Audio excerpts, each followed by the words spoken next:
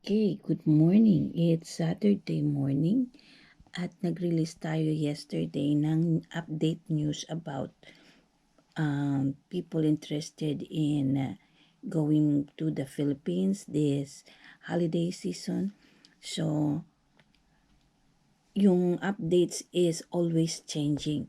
So, for today, nakakita tayo ng isang report which is more recent than last night kasi every day nagbabago sila, no? So for those people coming from US is binigay ko yung requirements na suggested by Grandpa the Vlogger, no? Which is correct naman. Kaya lang if we dig more on yung sa Philippines happening, ito ang latest nila, meron palang color coding. May yellow, may green, and red. So, ang US is, nagfo-fall siya sa category ng green, which is moderate risk. Ang yellow is low risk, no? So, ang protocol, kung ikaw ay nasa green list, is ika-quarantine ka pa rin pala ng 5 days. Whether or meron kang negative result ng swab before boarding. So, hindi pa yan definite. Pakinggan natin tong si Governor Gwen sa kanyang statement, which is parang I find it sensible. Yung iswab ka 72 hours before boarding and then 72 hours before boarding. Pagkatapos ay after 5 days ay isa-swab ka ulit. Pero hindi ka na iko-quarantine sa hotel. Alright? Pakinggan natin siya. Wait.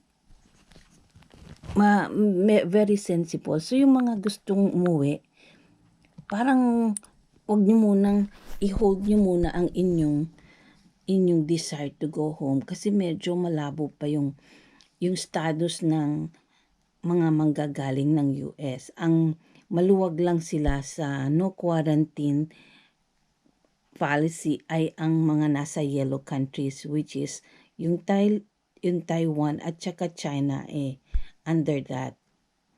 Pero yung US nasa green lane pa siya. Okay, pakinggan natin itong Gwendolyn Garcia, uminit ang ulo dahil sa bagong protocol ng Interagency Task Force IATF. Aniya dito, parang pinaggagawang color coding ang mga Filipinos OFWs at non-OFWs na nagmumula sa bansang green at yellow list, na wala naman sa international pamantayan, ang protocol na inilabas ng IATF. Narito pakinggan natin ang buwelta at protocol na ipapatupad sa Cebu para sa lalapag na mga OFWs at non-OFWs balikbayan, foreign national, na magmumula sa yellow at green list na mga fully vaccinated sa bansang pinagmulan. Pakinggan po natin. Okay, ang sinasabi niya ay nagfo-fall sa yellow and green list. Okay? So,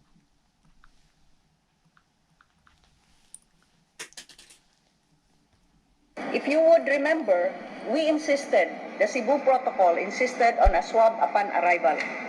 swab upon So that arrival. immediately, all those that arrive from other countries will immediately be tested with the test results coming out in 24 to 48 hours.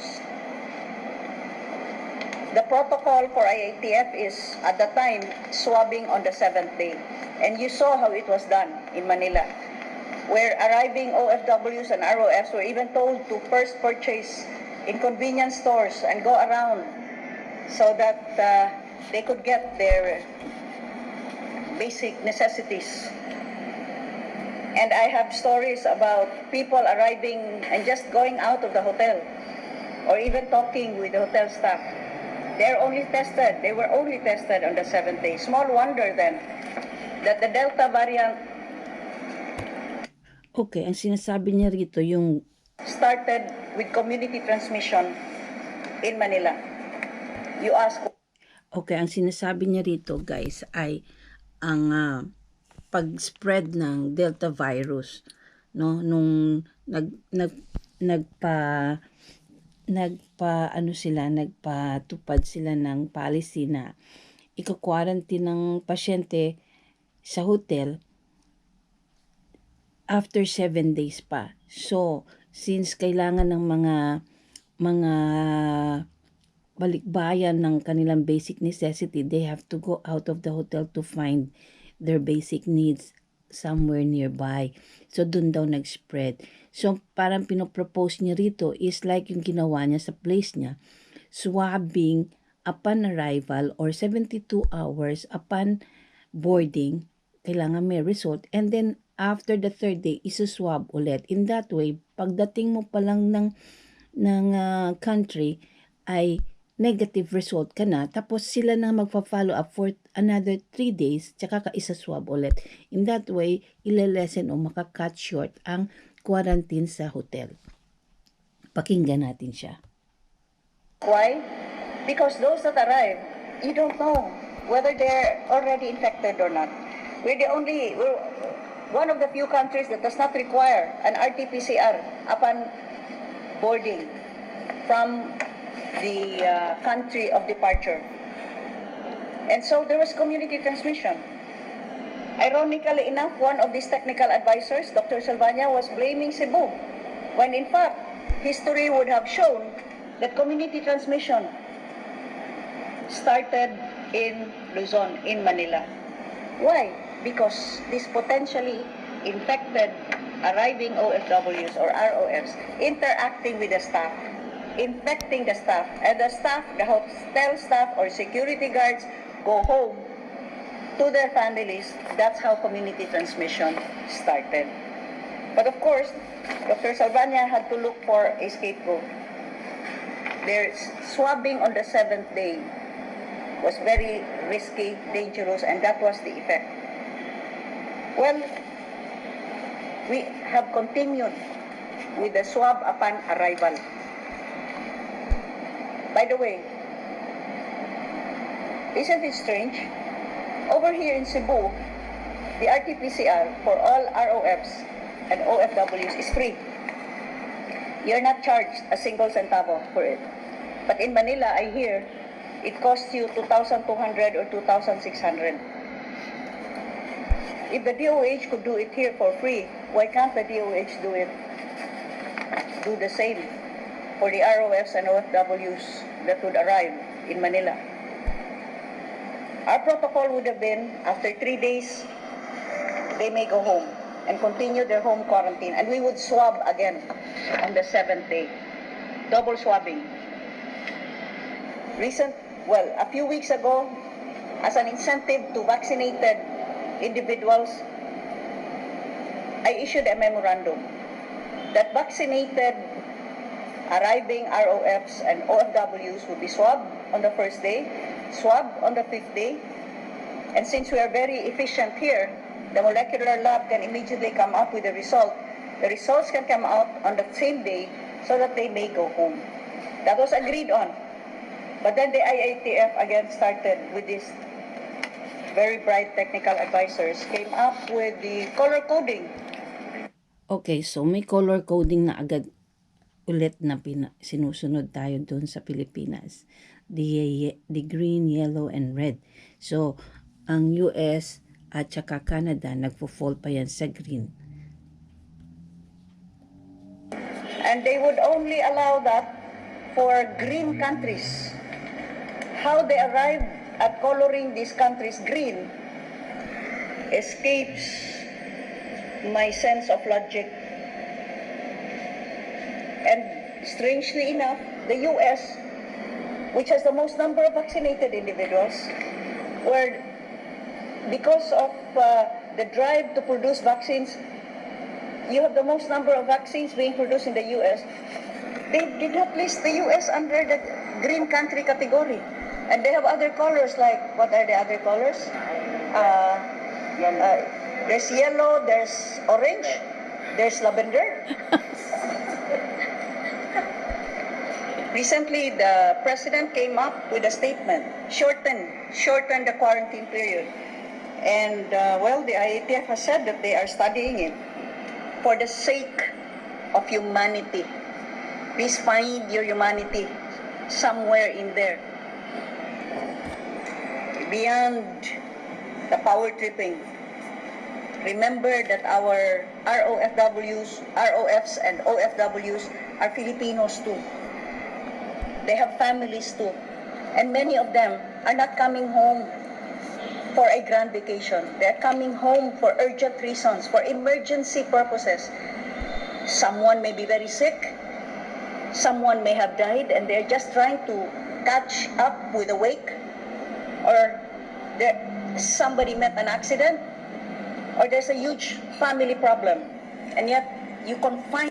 Okay, so in short, the requirements just keeps on changing until ma-finalize nila yan, siguro until the end of November.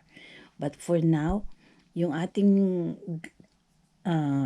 info last night is yung mga naka-base lang yan sa US. So, hindi natin alam ano ang nangyayari sa Pilipinas. So, ito na ngayon ang part 2 ng ating video. Ito ang reality sa Philippines. So, meron pang quarantine yan. Fully vaccinated, unvaccinated, partially vaccinated, but you still have to have the 72 hours swab test prior to boarding, but no guaranteed na hindi ka maka-quarantine. Okay? Find them illogically with your illogical quarantine protocols. I hope that we finally at least agree that for all vaccinated arrivals, from whether they be OFWs or ROFs, they will be tested on the 5th day. And over here in Cebu, because we are efficient, we can release the results on that same day.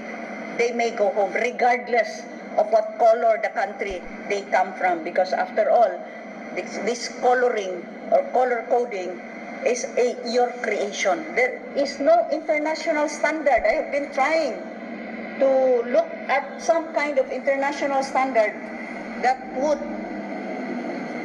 justify this color coding thing. So I hope that that can finally be accomplished, answering the call of the president to shorten the quarantine period. So look at this.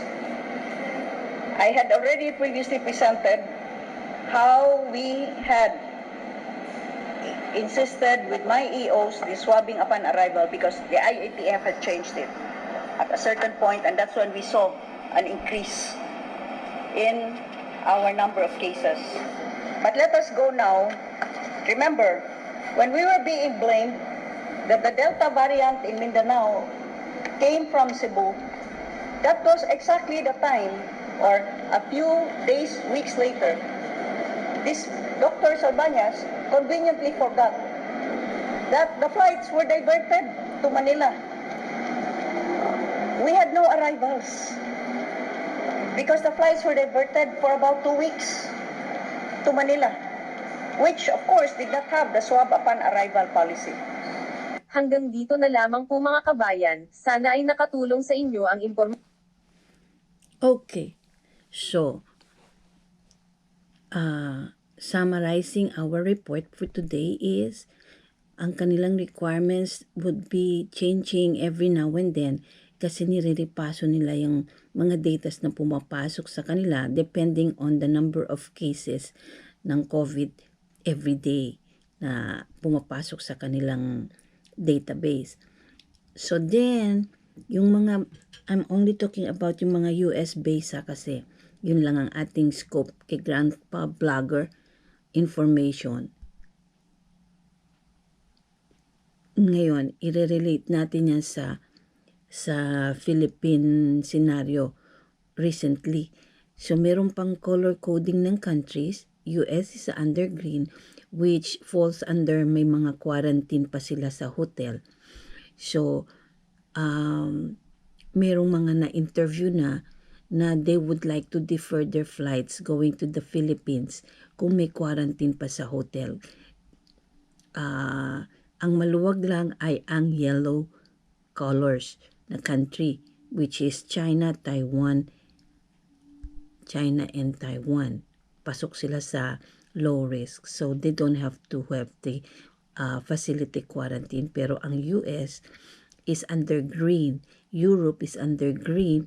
And Canada is under green. So, quarantine pa rin sila for 5 days. Okay? So, yan ang latest natin. Yung kay Grandpa Vlogger is his point of view on his own observation and data na na-receive sa kanyang research, but that is based siya sa US. Pagdating niyo ng Pilipinas, i-quarantine pa rin kayo despite of the fact na may documents kayong dala dahil US falls under green. Okay, so wait tayo sa mga latest changes ng requirements and policies. Bye-bye.